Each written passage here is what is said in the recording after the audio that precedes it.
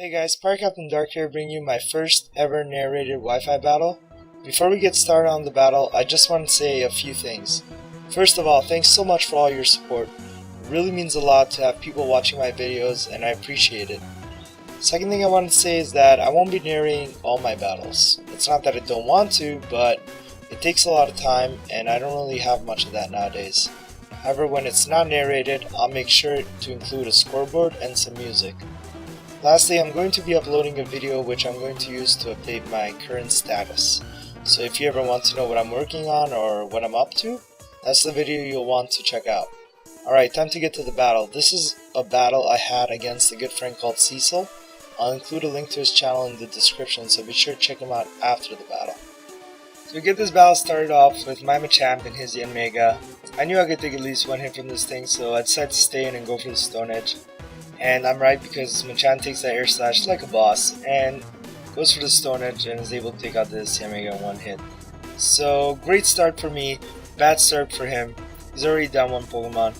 He's gonna go out into his Espeon to scare me out, and it does, so I go into Gardevoir. He goes for the Hidden Power Fighting here, predicting me to switch into a Dark type, but I actually go for the Hypnosis on this turn, and that's gonna end up missing twice in a row, so absolutely no help from Gardevoir in this battle as it gets taken out by the Shadow Ball. And I'm gonna go into a reliable Pokemon called Zapdos, and he's gonna end up switching, so I take this chance to set up a sub. He goes into something I didn't really want to see. T-Tar is gonna whip out that Sandstorm, which boosts special defense of all rock types by 50%, so even with Zapdos' special attack stat, that's still not gonna do a lot to him. And I'm not going to get the para hack, so he's going to end up breaking my sub, and right now all I can do is hope that he misses with Stone Edge while I keep on substituting. And that's exactly what happened, so I'm in a good spot right now because I'm going to take this turn to recover with Roost while he goes and switches out into his Breloom.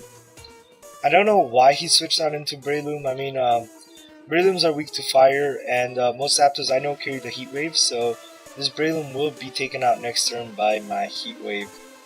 And yeah, doing quite well right now. Behind the sub, got full health. So he's gonna go back into his T-Tar, which is not good for me because at this point I still thought he had Stone Edge. I never even realized that I might have PV stalled him out of it. So he goes for the Crunch and breaks my sub. And still fearing the Stone Edge, I'm gonna go for another one just to be on the safe side. So I go for the Substitute just to scout what he's gonna do, and I did indeed stall him out of it, and I think he might be banded here, so I go for the T-Bolt next turn, and I'm not gonna lie, I'm still hoping for the para hacks, but I don't get it, and he's gonna be able to use Crunch on me. But if you guys don't know this, Zapdos is a beast and will take that Crunch quite well and live it with 110 HP after lefties.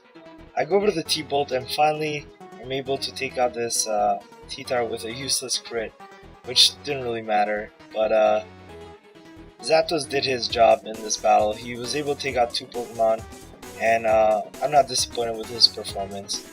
So he gets taken out by Psychic, and I'm gonna go ahead and send in Dragonite just to scare off his Espeon. I'm gonna go for the Giant Dance here on the switch, and he switches out into Crest. I didn't really want to see a Crest because most of them carry the Ice Beam, so I was kind of debating whether I should switch or not, but I decided to go for the Outrage and just sacrifice Dragonite. He thought I wouldn't carry the Outrage, but I would switch out, so he goes for the Calm Mind, and that ends up costing him big time because Outrage will be able to kill out this Crest in just 2 hits. So that was really great for me because I'm able to take it out without any damage, besides the Life Orb recoil, and the Sandstorm, but whatever. He goes into his Jolteon, and to add insult to injury, I don't get the Confusion hacks on the second turn of Outrage, but I get it instead on the third turn. And I'm able to take out this Jolteon in just 1 hit, so that's really good for me. If I was him, I would have switched into Espeon, who I later found out was Scarfed, and I would have just taken out Dragonite instead of wasting my Jolteon, because my last two Pokemon were both water types, so I would have saved Jolteon, and that would have ended up paying well for him later on. But he goes, and I go into my Suicune, and he goes for the Psychic, and at first I was like, oh, maybe I should just Calm Mind, but after seeing how much that Psychic did the first time, I decided to attack this turn, and I get the unnecessary free stacks, which, looking back on it now, didn't really matter, because even if he wasn't frozen, he still wouldn't have been able to take me out unless he got a crit. So that's going to be a good game, Cecil. I hope you guys liked this, and if you did, please like, comment, and subscribe. Later for now.